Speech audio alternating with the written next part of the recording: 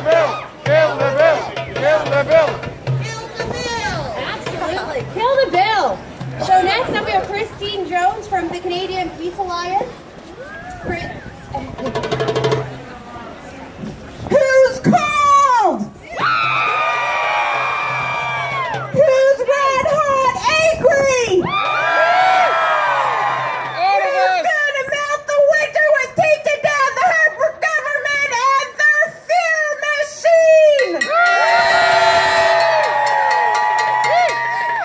Alright, so in the peace movement we have this saying that we came up with 2 weeks ago. And we're hoping you'll chant it along with us for a minute or two. Are you ready? Yes! Money for peace, not secret police. Money for peace! No secret police! Money for peace! No secret police! Money for peace! No secret police! Money for peace! No secret police! Damn straight. So here's another question, and thank you for answering my last one. When you leave our group today, what are you gonna do to make sure this energy doesn't end? Who's got a printer? Who's got an access to a printer? Who can print things and get it into your neighbor's hands and into the hands of the people in your reading club and your workplace? Talk to them. Print off the material that is available through many great resources. PolicyAlternatives.ca has a wicked 5-point brief. Get it out there. Amnesty.ca, great material. Get it out there. This cannot end here. Let me tell you something. This legislation has been mimicking legislation passed by governments throughout the world where Canada has significant mining interests. Do you see any kind of shocking news in that?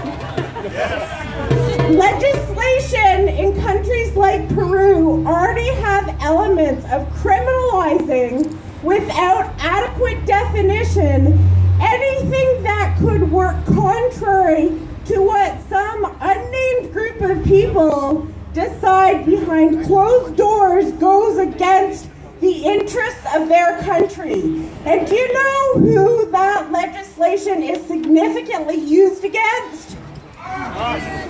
It's used against people that don't want their country to spend all of their time and resources criminalizing people for standing up for the rights of water, for the rights of the earth, for the rights of their civil rights, their political, economic, and cultural rights. We need to understand that what's happening with us right now is not new. It's just come to us. These are the fights against governments that people around the world have been doing for decades.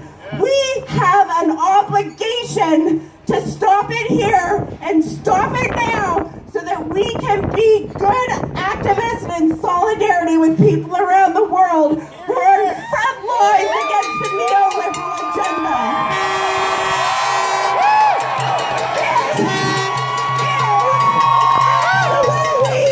An issue that has got to be understood of connecting the dots of their false austerity.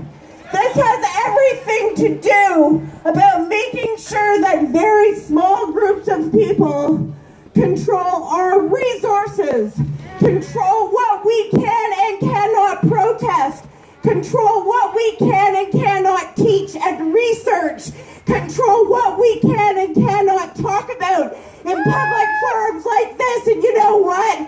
This is absolutely an anti-war issue. Think of Toronto and the G20. What we saw on the streets in Toronto during the G20, my friends, that was a test run. That was their pilot project.